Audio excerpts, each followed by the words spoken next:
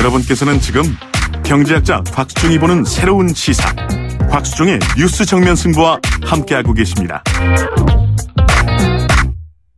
네, 지금 이 월요일마다 사실은 상당히 좀 무거운 이야기입니다. 팩트 진검승부 트루맨을 하는데 트루맨 무엇이 진실일까? 진실 참 힘들죠. 양쪽을 다 들어봐야 되고 판단을 해야 되니까. 그런데 적어도 저희들이 트루는 무엇이 진실인지는 모르지만 그래도 팩트체크는 해볼만 하지 않습니까? 그래서 오늘도 김준일 팩트체커 전문 미디어 뉴스톱의 김준일 팩트체커와 주간경향 반기문 기자와 함께 팩트체크하고 있는데요. 자, 앞에서 우리가 컷을 들었을 때 홍준표 자유한국당 대표가 내가 말입니다. 경남도지사 할 때는 화재가 한 건도 난 적이 없습니다. 이런 말씀하신 제가 듣들었거든요. 기억나시죠? 네. 진짜 화재가 없었습니까? 이번 도지사 하실 때? 사실 화재가 없을 수는 없고요. 네. 왜냐면은 인명 피해가 한 건도 없었다. 그러니까 매일같이 사실은 전국적으로 화재가 100건씩 발생을 합니다. 그래서 네. 화재가 전혀 없었다라는 건 말이 안 되고요. 다만 네. 이제 인명 피해가 많지 않았다, 대형 참사가 없었다라고 이제 본인은 생각을 하셨던 것 같아요. 네. 근데 이제 홈페이지가 있거든요. 소방청의 이제 국가화재정보센터 이제 누구나 가서 볼 수 있어요. 예. 통계를 보면은 2012년에 이제 그 도지사로 이제 경남 도지사로 갔는데 네. 그때는 이제 뭐 짧으니까 그리고 2013년에 보면은 그러니까 경남에서 화재로 인해서 사망 26명, 부상 114명. 2014년에는 사망 17명, 부상 93명. 네. 2015년에는 사망 18명, 부상 140명. 2016년에는 사망 29명, 부상 101명으로 많이 화재로 사망 사고도 있었고요. 네. 예, 계속 부상도 있었습니다. 그래서 네. 이거는 너무 본인은 좀 그러니까 확인을 안 해보고 이렇게 말씀하신 게 기억에 남는 게 본인 기억에는 없는데 사실은 계속 발생하고 있었다라고 보시는 게 맞을 것 같습니다. 저는 그렇게 생각합니다. 사람이 한 분이 돌아가시든 두 분이 돌아가시든 사람 생명을 잃는다고 하는 것, 그것도 그렇지 않을 수 있었음에도 불구하고 희생을 봐야 된다는 것 자체가 대한민국 전체의 어떤 시스템을 한번, 그게 사람답게 사는 정부를 표방하는 문재인 정부가 해야 될 일 아닌가요? 그게 20명이 되었건 50명이 되었건 사람의 한 명의 목숨이 안타깝다는 거는 그거는 본질이잖아요. 근데 30명 또는 40명 이렇게 목숨을 희생을 당한다고 하는 것은 이거는 국가 차원에서 시스템상의 문제가 있다. 이거는 도저히 이거는 어떤 그냥 둬서는 안 될 부분이다. 소방점검을 도대체 어떻게 하고 있느냐. 병원 규모가 이럴 때는 스프링클러 안 닿아도 된다고 하는데 병원이라는 것이 인간의 생명을 지키는 곳인데 이런 거 없이 되냐. 아니면 또 구조물 말씀하셨으니까 그런 구조물 같은 것도 과거에 개발기에 막 급격히 지은 거 아니겠습니까? 주차장이 없으니까 공간을 마련해 주기 위해서 이런 것들을 전반적으로 들여다보는 게 이 정부가 할 역할이고 또 그 정부의 역할을 과거 정부가 다 내용을 알고 있잖아요. 자기들이 무엇을 성급하게 치렀는지. 그러면 그거를 지적해 주는 게 맞는 거 아니에요? 그죠? 반기문 기자님. 네, 맞습니다. 그러니까 제가 아까 잠깐 말씀드리긴 했는데 예. 이게 여러 가지 문제들이 이제 총체적으로 같이 붙어서 나타난 그런 네. 문제거든요. 법, 제도, 그리고 관리, 그리고 이제 여러 가지 구조물, 허가, 점검 이런 부분들이 다 같이 문제가 돼서 이렇게 쌓여서 네. 관행적으로 붙어 있었던 것들이 쌓여서 나타난 문제들인데 네. 지금 사실 이 문제를 가지고 누가 잘했고 누가 잘못했고 이렇게 얘기하는 것부터가 그러니까요. 사실은 이건 좀 문제가 있는 부분입니다. 예를 들면 우리 김준일 팩트체커 제가 요즘 언론에서 가끔 들어요. 모 항공사 정비가 제대로 되지 않아서 불량 정비된 항공기들이 운행 중에 있다. 이런 이야기를 제가 많이 듣거든요. 네. 그러면 많은 분들이 그 항공사 비행기를 안 타려고 할 거 아닙니까? 그러면 그 항공사는 당연히 빨리 정비 인원을 늘리든지 해서 정비를 해야 되잖아요. 그런 시스템이 작동 안 되면 대형사고가 또 날 거 아닙니까? 그러면 그렇죠. 그때 또 정부 탓을 할 거란 말입니다. 네. 그럼 정부가 이거를 빨리 감독을 해야 될 거 아니겠습니까? 그렇죠. 결국은 지금 아까 말씀하셨지만 이게 총체적으로 지금 문제가 얽혀 있거든요. 네. 먼저 건축을 할 때 안에 네. 어떤 이제 불에 타지 않는 내장재를 쓰지 않았고. 그렇겠죠. 그리고 방화벽을 설치를 해서 불이 번지지 않도록 해야 되는데 그것도 2~30만 원 정도 이렇게 중간중간에 이제 방화벽을 용어가 있던데. 파이어월 이제 설치해줘야 되는데 그것도 안 했고. 그러면은 그 밑에 층에서 위층으로 올라가게 불을 이제 타고 올라가는 그 네. 파이프나 이런 거를 이제 불에 타지 않는 소재로 해가지고 좀 이렇게 화재가 위로 그러니까 번지지 않게 하는 그런 소재도 쓰지 않았고 이런 네. 것들이 총체적으로 있거든요. 네. 그런데 뭐 이거 말고도 너무 많습니다, 사실은. 왜냐하면 아까 말씀드렸지만은 병원인데 600제곱미터 그러니까 면적이 600제곱미터 이하면은 스프링클러를 설치를 안 하게 돼 있어요. 약 200평 일반 병원 같은 경우에는. 예. 그런데 그런 일반 병원에 굉장히 많은 여기서도 밀양도 봤지만은 노약자들, 환자들이 요양원 그 거동이 불편하신 분들이 다 들어가 있거든요. 네. 이런 참사가 날 수밖에 없으니까 그거를 자율적으로 항상 그러니까 돈 하면서 아끼려고만 하지 그거를 자율적으로 맡긴다라는 건 저는 사실은 믿지 않습니다. 그런 부분에 있어서. 그러면은 바꿔야죠. 근데 그 얘기가 이미 방기훈 기자가 얘기했지만은 굉장히 오래전부터 나왔는데 안 바뀌고 있어요. 그러면 문재인 정부가 무엇을 할 것인가? 능력 있는 정부라면 이번엔 바꿔야죠. 그렇죠. 계속 이렇게 화제가 나는데. 김준일 팩트체크 말씀을 이어서 방 기자님. 대형 사고로 이렇게 화재만 났다 하면 연결되는 이유가 좀 정리가 된 부분이 있지 않겠습니까? 뭐 때문에 대형 사고가 난다 화재만 나면. 방금 지적해 주셨는데 몇 가지를 그죠? 예, 그렇습니다. 그냥 간략하게 좀 정리를 해보자면요. 사실은 이제 그 아까 스프링클러 말씀하셨지만 사실은 이 법이 추진이 되고 있었습니다. 2014년에 이제 전남 장성요양병원 화재 이후에 여러 가지 스프링클러를 그 병원에 있는 재실자 나이랑 뭐 피난 속도 이분들이 이제 반응 속도가 있지 않겠습니까? 그래서 여러 가지를 고려해서 반영하는 방향으로 개정을 추진했었는데 이게 또 안 됐고요. 이제 뭐 그 과정까지는 제가 이렇게 정확히는 모르겠습니다만 어쨌든 안 됐습니다. 법 개정이 추진이 안 됐고 숙박업소나 이제 밀폐 영업장들 같은 경우에는 이제 스프링클러나 비상탈출 로프를 설치를 반드시 하도록 이것도 추진하고 있었는데 이것도 안 됐습니다. 이유를 보면 중소상공인들의 부담이 된다 이거예요. 결국은 돈이 든다. 그렇죠. 결과적으로 이게 너무 자본주의적으로 보다 보니까 사람의 목숨을 생각하고 안전을 생각하고 해야 되는데 지금 결국은 이제 그 자본주의적으로 돈을 계산했기 때문에 이게 안 됐던 거거든요. 그리고 뭐 공동주택에 이제 소방차 전용구역 설치 의무 뭐 이런 것도 사실은 이걸 어기면 뭐 100만 원씩 과태료를 부과한다. 이런 내용들이 개정안이 지금 계류 중인데 이것 역시 잘 안 되고 있죠. 왜냐하면 또 이것도 서민 부담으로 크게 갈 수 있다. 그래서 어떻게 보면 이제 좀 인식의 전환이 좀 필요한 때라고 보는 게요. 너무 이거를 이제 경제적으로 주판을 튕기듯이 놓고서 얼마 부담되고 얼마가 어떻게 되고 이런 부분 너무나 고려하다 보면 사실상 고칠 수 있는 게 없습니다.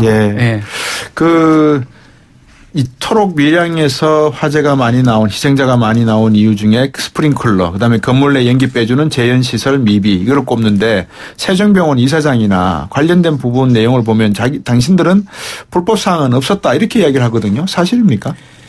뭐 불법이라고 하기는 그런데요. 일단 그 건물을 증축을 이제 그 불법이죠. 어떻게 보면 이제 건축법 위반이니까 이제 증축을 해가지고 계속 이제 벌금을 맞았거든요. 근데 이제 한국의 이 시스템이 좀 뭐라고 해야 되나 웃긴 게 버티면 됩니다. 그냥 벌금 내두고 그냥 3천만 원 정도를 내고 그냥 버텼어요. 그런 건물을 이제 증축을 해놓은 이거를. 근데 그러니까 이게 실효성이 있으려면은 어느 정도 그러니까 벌금을 매기다가 그 다음에는 강제적으로 집행을 할 수 있는 법이란 게 왜 있습니까? 그런 걸 할 수 있는 능력이 있어야 되잖아요. 근데 민원이 들어온다 아니면 시민들이 불편해한다라는 이유로 그냥 계속 벌금만 불법 건축물에 대해서도 벌금만 때리고 그러고 있거든요. 이런 것들이 좀 법 집행이 엄격하게 돼야지 이런 것들이 좀 바로 잡히지 않을까 생각이 듭니다.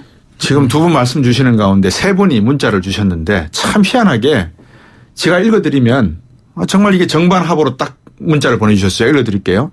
그대로 읽어드리겠습니다. 제가 보통 문자 보내시면 제가 좀 순화해서 읽어드리는데 그대로 읽어드리겠습니다. 청취자 여러분들 한번 들어보십시오. 3518번님입니다. 솔직히 세월호 때 어찌했습니까? 야당들이 전 국민의 민생은 뒷전에 두고 매일 데모만 하고 지금까지 세월호로 얼마나 전 정권을 욕만 하고 정치적으로 이용만 하고 이렇게 보내셨습니다. 8486번님. 2014년 장성요양원 화재로 29분이 돌아가셨을 때도 당시 야당이 이번 사고처럼 떠들썩했었습니까? 자, 0842번님이 이렇게 정의하셨습니다. 다른 건 몰라도 면적으로 스프링쿨러 내 소화전이 내 설치를 따지는 건 법적으로 문제가 있다고 봅니다. 화재로 인사사고가 나는데 화재는 큰 건물만 나는 게 아니라고 생각하고요. 진보 보수 없이 정리가 되어야 한다고 봅니다. 저는 이 말씀이 사실은 뒷부분이 맞는 것 같아요. 이게 지금 어느 정부에서 뭘 했고 지금 정부에서 뭘 하고 이 문제가 아니라 지금 빨리 뭘까 고쳐야 되지 않습니까? 그죠? 그런데 그렇습니다. 이런 이야기는 한번 짚고 넘어갈 필요는 있어요. 규제 완화를 하면은 결국은 아까 자본의 논리에서 규제 완화를 시켜주면 이게 있는 자, 가진 자들에게 편리해지는 거 아니냐. 병원이나 이런 업주가 조금 더 경제적으로 도움을 가지기 위해서 시설을 갖춰야 됨에도 불구하고 피해 나가는 거 아니냐. 여기에 대한 지적은 어떻게 보십니까? 많은 문제가 있죠. 왜냐하면 이제 제가 아까 세종병원 관련해서 하나만 더 말씀드리고 사실 그러시죠. 세종병원에 이제 스프링클러가 없죠. 그리고 없었습니다. 옥내 소화전도 없습니다. 그리고 이제 자체 소화 시설이 소화기가 22대가 그 병원의 전부였다고 합니다. 그래서 물론 이제 아까 말씀해 주셨지만 이게 불법이 아니고 현행법상 요양병원이 아닌 일반 병원은 이제 11층 이상 4층 이상 한 층 바닥 면적이 1000제곱미터 이상이어야지 스프링클러 설치가 의무다라는 이제 논리가 나오는데 사실상 이게 어떻게 보면 행정 편의주의일 수도 있고 말 그대로 이제 수치를 가지고 수치 노름이거든요. 그러니까 바닥 면적이라든지 아니면 크기라든지 아니면 이런 것들은 우리가 이제 흔히 체감할 수 없는 그런 숫자를 가지고서 만들어 놓은 하나의 규정이기 때문에 이런 부분에 대한 것들이 한번 전면적으로 손을 봐야 된다고 생각을 하고 있고요. 사실은 아까 이제 불법 중축물 이거 관련해서도 오늘 정부에서 이제 고개 숙이고 사과를 하면서 얘기를 했죠. 이제 앞으로는 건물 책임자가 이제 자체적으로 실시한 소방 점검이 제대로 됐는지 이제 확인을 하는데 그럴 때는 사전 예고 없이 불시에 이제 점검을 하겠다. 이제까지 이제 없었던 변화예요. 그리고 이제 불법 건축물에 대해서는 그동안 이제 지지부진하게 끌고 왔었는데 이제 행정 대집행 하는데 현행법을 총동원해서 대응을 하기로 하겠다. 이게 어떻게 보면 사실 소잃고 외양간 고치는 그런 격이긴 합니다만 그래도 적어도 이렇게 좀 빠른 대응 피드백이 있다는 것 자체는 아무래도 국민분들이 그걸 보면서 그래도 좀 뭔가 변화가 생기겠구나라는 그런 부분들도 생각을 하실 것 같아요. 불법도 판친다는 표현이 좀 그렇습니다만 불법이 병행하는 게 일반적인 시장 논리고 내용 아니겠습니까? 세종병원 곳곳에서 이런 방금 우리 방균 기자도 지적을 하셨습니다만 불법 증축물 확인된 것도 있고 또 2011년부터 시정명령과 함께 3천여만 원의 이행 강제금 부과했는데 병원 측은 벌금 내고 증축하지 이런 식으로 증축한 것도 있고 세월호도 결국은 그런 식으로 한 거 아니겠습니까? 그러니까 이 사회에 사고만 안 나면 돼라고 하는 그 안이한 생각. 이런 사례가 비단 세종병원만은 아니고 전국적으로 많다는 거 아니겠습니까? 그럼 정부가 빨리 이거를 한번 봐야 되겠네요. 그죠? 김준일 팩트체크. 일단 과거에 이제 규제 완화를 좀 얘기를 잠깐만 하면은 특정 정부를 저는 비판하거나 그럴 건 아닌데 어쨌든 규제 완화가 대부분 보면은 누가 이득을 보느냐 하면은 좀 돈 있는 자본을 가진 큰 회사나 이런 쪽에서 이제 이득을 보거든요. 그래서 이명박 정부 때 굉장히 많은 규제 완화가 이루어진 건 사실입니다. 그래서 예를 들면은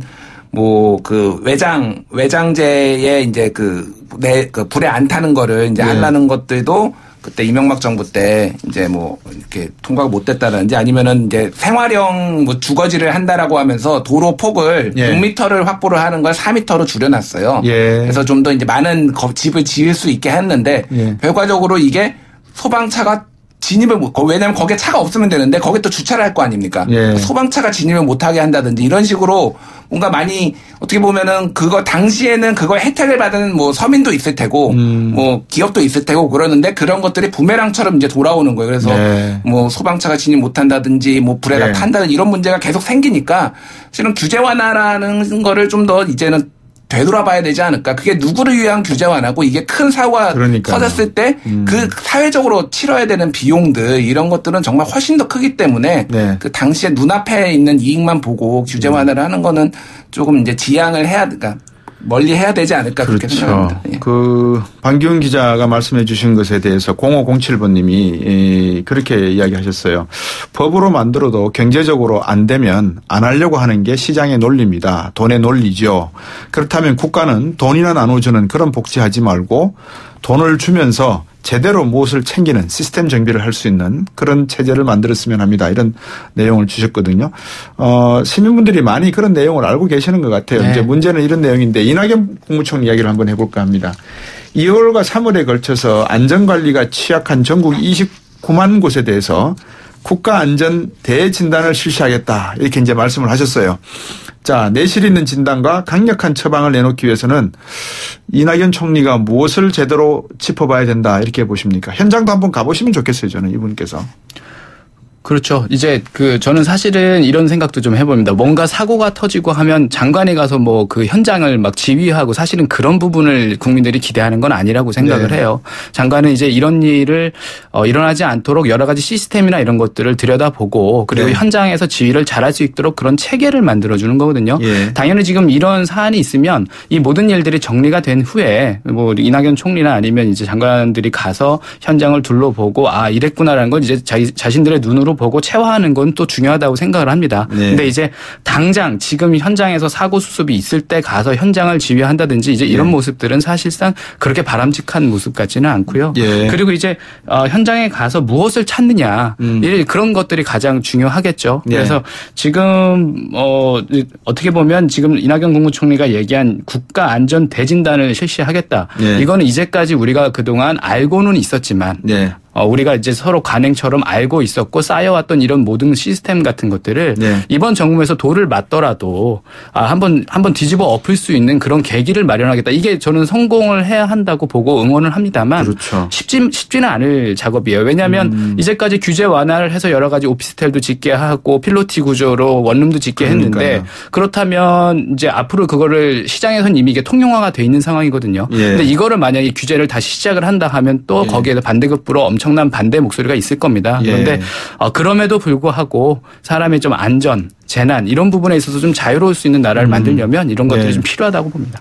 김준일 팩트체크. 일단 뭐 미국 사례를 좀 얘기를 하자면은 미국도 이제 계속 화재가 나서 문제가 생기니까 이제 아메리카 버닝 리포트라는 거를 만들었거든요. 그래서 61년부터 72년까지 14만 3,500명이 이제 화재로 이제 사망을 합니다. 미국에서.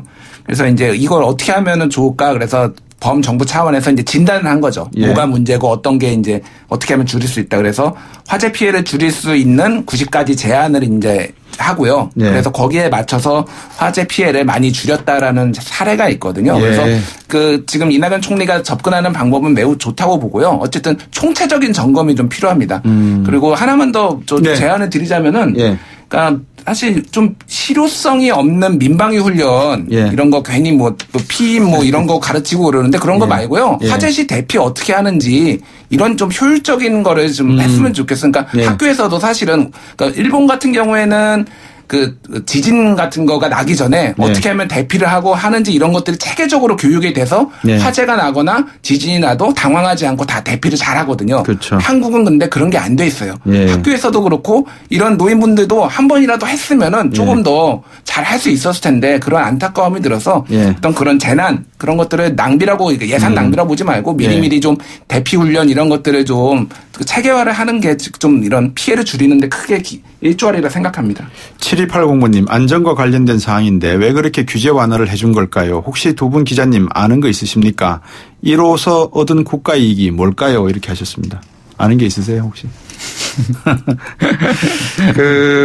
미국 같은 경우에 교통사고가 나면 4개 팀이 동시에 출동합니다. 소방차, 경찰차, 응급차 그리고 사고대책 토카 이렇게 4개가 한조가 돼서 확 출동을 하거든요. 대한민국에서 사고가 나면 과연 어떤 모습이 나타나는지 그러니까 우리 김준일 팩트체커 말씀하셨다시피 제가 이용재 교수하고도 말씀을 나눴습니다. 학교 때부터 초등학교 때부터 심폐소생술 그리고 지진 대피 요령, 화재 대피 요령에 대해서 제대로 어린아이들을 교육을 시키자. 이거 필요한 것 같고요. 그다음에 전 정치권이 세월호 트라우마가 있는 것 같아요. 무슨 사고가 나면 전부 다 이 탄핵에 대한 이 여파 때문에 그런지 몰라도 전부 다 손가락질을 상대방에게 하고 있는데 지금 국민들은 그 사이에서 어디에다가 의존해야 될지 모르는 안타까운 일이 발생되지 않을까요? 그래서 두 분께 요 팩트 체크도 한번 계속해서 우리 박은경 기자님도 또 김준일 팩트체크도 좀 봐주셨으면 하는 부탁을 제가 드리면서 오늘 팩트 진검승부 트루맨 팩트체크 전문 미디어 뉴스톱의 김준일 팩트체커 주한경 양 박은경 기자와 함께했습니다. 고맙습니다. 감사합니다. 내일 다시 뵙겠습니다. 곽수정이었습니다. 고맙습니다.